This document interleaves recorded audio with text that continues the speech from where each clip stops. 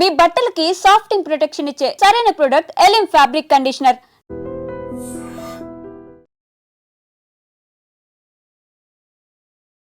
జీడిమెట్ల అంజలికి సంబంధించిన కేస్ 2 రోజులుగా దీని గురించే అందరూ చర్చించుకుంటున్నారు. ఇంత ఘోరంగా ఒక అమ్మాయి కన్న తల్లిని ఎట్లా చంపుతుంది ఏంటి అనేది. ఇప్పుడు ఆ అమ్మాయి పోలీస్ స్టేషన్లో ఉంది అండ్ విచారణను ఎదుర్కొంటుంది. అట్లాగే ఈ చంపినటువంటి వ్యక్తి ఎవరైతే శివ ఉన్నాడో శివ అండ్ వాళ్ళ తమ్ముడు కూడా ఇప్పుడు పోలీస్ స్టేషన్లోనే ఉన్నారు. కానీ వీళ్ళు ఎంక్వైరీ చేస్తున్నప్పుడుగా చెప్తున్నటువంటి విషయాలు ఒక్కొక్కటి కూడా అంటే ఆమె బాల్యంలో అసలు ఏం ఫేస్ చేసింది, ఆమె ఎదుర్కొంది ఏంది, అప్పటి నుంచి కూడా ఈ అమ్మాయిని ఎక్కడ కూడా కరెక్షన్ చేయకుండా ఇది కాదు ఇది కరెక్ట్ అని చెప్పేవాళ్ళు ఎవరూ లేనందువల్లే ఇదంతా జరిగినట్టుగా కూడా పోలీసులు కొంత అనుకుంటున్నట్టుగా మనకున్నటువంటి సమాచారం. ఎందుకంటే ఫస్ట్ యాక్చువల్లీ నేను నిన్న కూడా చెప్పిన ఈ అంజలికి 2 మ్యారేజెస్ అయ్యాయి. ఫస్ట్ హస్బెండ్కి సంబంధించిన కూతురే ఇప్పుడు ఈ పెద్ద అమ్మాయి ఎవరైతే తల్లిని చంపిందో ఆ అమ్మాయి. సెకండ్ అమ్మాయి వచ్చేసి తల్లి మృతదేహం దగ్గర ఎవరైతే ఏడుస్తున్నారో సెకండ్ హస్బెండ్ వాళ్ళ పాప. సో ఇద్దరు కూడా ఆడపిల్లలే. ఫస్ట్ హస్బెండ్ యాక్చువల్లీ ఆయన సూసైడ్ చేసుకొని చనిపోయినట్టుగా మనకున్నటువంటి సమాచారం. ఆ తర్వాత నెక్స్ట్ హస్బెండ్ మొన్న ఒక సంవత్సరం క్రితమే యాక్సిడెంట్లో చనిపోయాడు. సో పిల్లల ఆలనా పాలన చూసేవాళ్ళు కావచ్చు, లేదంటే రెస్పాన్సిబిలిటీ తీసుకునే వాళ్ళు కావచ్చు, వీళ్ళు లేకపోవడం వల్లనే ఇప్పుడు ఈ పెద్దమ్మాయి మీద అది ఎక్కువ ప్రభావం చూపించింది అన్నటువంటి మాట కూడా పోలీసుల విచారణలో తేలుతున్నట్టు స్పష్టంగా మనకైతే అర్థమవుతోంది.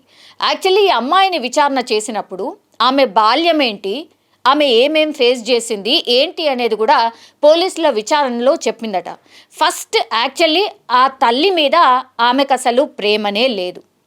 ఎందుకంటే 7వ తరగతిలోనే ఆమె పోలీస్ స్టేషన్కి వెళ్ళి ఇదే తల్లి మీద అంజలి మీద ఒక రిపోర్ట్ ఫైల్ చేసింది. అదేంటి కంప్లైంట్ ఫైల్ చేసింది. అదేంటి అని అంటే నా తల్లి దగ్గర నేను ఉండలేను, ఆమె తిడుతుంది కొడుతుంది కాబట్టి నేను ఉండలేను అంటూ ఆమె 7వ తరగతి ఉన్న టైంలోనే వెళ్ళి కంప్లైంట్ చేసింది. అంటే ఎంత అయిష్టంగా ఇప్పుడు ఆ తల్లితో పాటు ఆ పిల్ల ఉంటుంది అనేది అక్కడే అర్థమవుతోంది. అంటే ఏ స్టేజ్లో 7వ తరగతిలోనే ఆమె పోలీస్ స్టేషన్కి వెళ్ళి కంప్లైంట్ చేసింది అంటే ఏ 4వ తరగతో 5వ తరగతి నుంచే ఆమెకు తల్లి అంటే అసహ్యం. ఇది స్పష్టంగా మనకైతే అర్థమవుతోంది ఇక్కడ. ఇప్పుడు 7వ తరగతినే ఆమె వెళ్ళి కంప్లైంట్ చేసిన తర్వాత పోలీసులు మందలించి మరీ 7th క్లాస్ అంటే జస్ట్ 12-13 ఏళ్ల టైంలోనే ఆమె కంప్లైంట్ ఇవ్వడంతో ఆమెకు కౌన్సిలింగ్ చేసిర్రు. అట్లాగే ఫ్యామిలీ మెంబర్స్ని పిలిపించిండ్రు. మీ దగ్గర పెట్టుకోకండమ్మా, ఆమెను తీసుకెళ్ళి ఇంకో చోట పెట్టండి అని పోలీసులు చెప్పడం. ఆ తర్వాత ఆమెను ఈ అంజలి వాళ్ళ చెల్లెలి దగ్గర గుండ్లపోచంపల్లిలో ఆమె ఉంటుంది. సో ఆమె దగ్గరనే ఒక 2 ఏళ్ల పాటు ఆమె దగ్గరనే ఉంచుకొని ఆమెని చదివించినటువంటి పరిస్థితి. ఇప్పుడు ఈ పెద్ద పాప ఎవరైతే ఉన్నారో జస్ట్ 3 నెలల క్రితమే తల్లి దగ్గరకు వచ్చింది. 3 నెలల క్రితమే తల్లి దగ్గరికి వచ్చినప్పుడు కూడా అయిష్టంగానే వచ్చింది. అండ్ దానికంటే ముందే ఇప్పుడు ఇన్స్టాగ్రామ్ పరిచయం శివతో పాటు ఉంది కాబట్టి 8 నెలల క్రితం నుంచే ఆయనతో ఉంది కాబట్టే ఇప్పుడు పక్కాగా ఆమె శివతోనే పరిచయం ఏర్పరచుకోవడానికి కావచ్చు, లేదంటే ఈమె నా తల్లిని అడ్డు తొలగించుకోవాల్సిందే, నా తల్లిని చంపేస్తే కానీ నాకు అడ్డు తగలదు. అండ్ ఇంకోటి ఏంటంటే పూర్తిగా నేను ప్రశాంతంగా ఉండాలంటే ఆమె తల్లి ఎక్కడ కూడా ఉండకూడదు అని ఫిక్స్ అయింది. కాబట్టే శివ అనే వ్యక్తితోని ప్రేమాయణం కావచ్చు, శివ అనే వ్యక్తి సపోర్ట్తోనే నేను ఇదంతా చేయగలుగుతాను, శివ అనే వ్యక్తితోనే నా తల్లిని పూర్తిగా చంపేయగలుగుతానని ఫిక్స్ అయింది. కాబట్టే ఆమె కేవలం 15 సంవత్సరాలు మాత్రమే ఉంది, కానీ ఆమె మైండ్లో ఒకటే ఫిక్స్ అయింది, నా తల్లి లేకుండా ఉంటేనే నేను ప్రశాంతంగా ఉంటాను. ఇప్పుడు శివతో పరిచయం ఏర్పడిన కొన్నాళ్ళ నుంచే శివకి పూర్తి ఇన్ఫర్మేషన్ ఆర్ ఫ్యామిలీ బ్యాక్గ్రౌండ్ మొత్తం చెప్పింది. ఇట్లా తల్లితోనే నాకు ఇష్యూ ఉంది, నాకు ఇష్టం లేదు, నేను ఉండలేను, నేను పూర్తిగా నీ దగ్గరికే వచ్చేస్తాను అన్నటువంటి మాట చెప్పింది. కాబట్టి ఈ ఇన్సిడెంట్ జరిగే కొద్ది రోజుల ముందు అంటే 19వ తారీఖున ఆమె శివ వాళ్ళ ఇంటికి వెళ్ళిపోయింది. శివతో పాటు ఒక 3 రోజులు 4 రోజులు ఉన్న తర్వాత ఇప్పుడు అంజలి ఎవరైతే ఈ తల్లి ఉందో, ఎవరైతే చనిపోయిందో ఆమె పోలీసులకు కంప్లైంట్ చేయడం జరిగింది. నా పాప మిస్ అయింది కాబట్టి నేను కేసు ఫైల్ చేస్తున్నాను అన్నటువంటి మాట చెప్పింది. అయితే ఇప్పుడు ఈ శివ దగ్గరికి వెళ్ళే కంటే ముందే ఆల్రెడీ ఈ పెద్ద పాప ఎవరైతే ఉన్నారో ఆమె ఆల్రెడీ ఫిక్స్ అయిపోయిందనమాట. నేను ఇక రాను అని ఫిక్స్ అయింది కాబట్టే ఆమె దగ్గర, అంటే అంజలి దగ్గర, వాళ్ళ తల్లి దగ్గర ఉన్నటువంటి ఏ కొంత డబ్బో లేకపోతే బంగారమో తీసుకొని శివ ఇంటికి వెళ్ళిపోయింది. వెళ్ళిపోయిన తర్వాత ఆమె ఎక్స్పెక్ట్ చేయలేదు నిజంగా వెతుకుతుందనో లేకపోతే నన్ను మళ్ళా బ్యాగ్ తీసుకొస్తారనో అనుకోలేదు. వెళ్ళిపోయింది కదా, ఇంకా వెళ్ళిపోయింది అనుకుంటుంది. ఎందుకంటే రోజు ఈమె వల్ల ఒక టైప్ ఆఫ్ టార్చర్ అనుకోండి. రోజు నా తల్లి నన్ను కొడుతుంది, రోజు నా తల్లి నన్ను తిడుతుంది, కాబట్టి నేను ఈ బాధ భరించలేను అన్నటువంటి మాట తల్లికి డైరెక్ట్గా చెప్పింది. ఇప్పుడు పోలీస్ స్టేషన్లో పోలీసుల విచారణలో అదే చెప్తోంది ఆ అమ్మాయి. సో ఆమె మైండ్లో ఫిక్స్ అయిపోయింది, తల్లి నో, నాకు అసలు అక్కర్లేదు, ఆమె లేకుండానే నేను బాగుంటాను అని ఫిక్స్ అయిపోయింది. కాబట్టే శివ సపోర్ట్ తీసుకొని వాళ్ళ తల్లిని చంపాలనుకుంది. అందులో భాగంగానే ఈ ప్లాన్ని ఇంప్లిమెంట్ చేసింది. శివతో పరిచయం ఏర్పరచుకోవడానికి కావచ్చు, ఇంకేదైనా కావచ్చు, వాళ్ళ ఇంటికి వెళ్ళిపోవడం కావచ్చు, ఇవన్నీ చూస్తుంటే పక్కాగా ఆమె తల్లి నుంచి విడిపోవాలనుకుంది, ఆ తల్లి లేకుండా ఉండాలనుకుంది. కాబట్టే ప్లాన్ ప్రకారమే శివతో పరిచయం ఏర్పరిచినట్టుగా ఆమె విచారణలో చెప్పినట్టుగా కూడా పోలీసులు చెప్తూ ఉన్నారు. అయితే ఇప్పుడు శివ అనే వ్యక్తి కేవలం 18 or 19 years, అంటే టీనేజ్.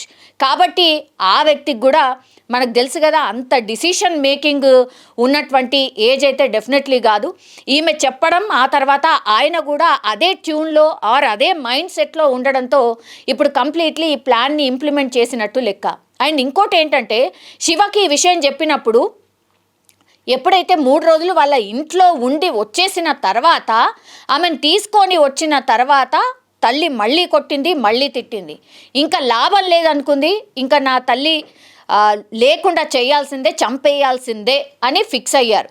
లేకపోతే మన ఇద్దరిని కలవనివ్వదు, మన ఇద్దరిని పెళ్లి చేసుకోనివ్వదు, కాబట్టి ఈ తల్లిని చంపేయాల్సిందే అని ఫిక్స్ చేసిందట. శివతోని మాట్లాడినప్పుడు శివకు చెప్తే, అదేంటి నువ్వు అట్లా చేయకు, అట్లా మాట్లాడకు, కూర్చుందాం, మాట్లాడదాం, ఏదన్నా చెప్పినా సరే ఇంకా ఆయన మాట వినట్లేదు అన్నప్పుడు ఇంకా బెదిరింపులకు దిగిందట.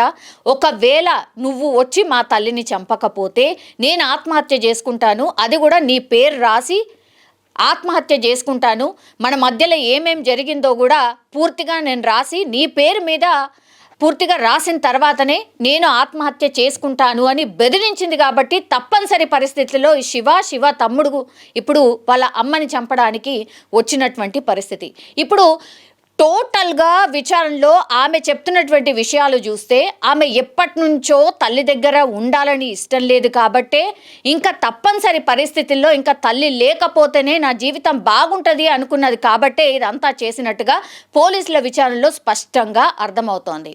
కాబట్టి ఈ కేసులో ఒక్కొక్క విషయం, ఆమె బాల్యం నుంచి ఇప్పటి వరకు జరిగిన ఈ విషయం అంతా కూడా పూర్తిగా విచారణ చేసినప్పుడు పోలీసులు కనుక్కున్నటువంటి సాక్ష్యాలు ఇవి అనుకోండి, నిజాలు ఇవి అనుకోండి. ఇప్పుడు ఇంకో ట్విస్ట్ ఏంటంటే, యాక్చువల్లీ శివ వాళ్ళ మమ్మీ ఏం చెప్పింది, అవును చంపేయడం బెటరే, చంపేస్తే అయిపోతుంది, నిజంగా చంపడమే ఆమె అమ్మాయి చెప్పింది కరెక్టే అన్నటువంటి మాట చెప్పింది. ఇప్పుడు ఇక్కడే సస్పెక్ట్ చేయాల్సినటువంటి అంశం, అసలు ఎందుకని శివ తల్లికి ఏం కోపం, శివ తల్లికి ఎందుకని వీళ్ళ అమ్మ మీద ఎందుకు కోపం ఉంది అనేదే ఇప్పుడు అసలైన ట్విస్ట్. అందుకని ఇప్పుడు ఎవరైతే అంజలి వాళ్ళ సిస్టర్స్ ఉన్నారో లేకపోతే వాళ్ళ బంధువులు ఎవరైతే ఉన్నారో ఇప్పుడు శివ వాళ్ళ అమ్మ మీద కేసు ఫైల్ చేయబోతున్నారట.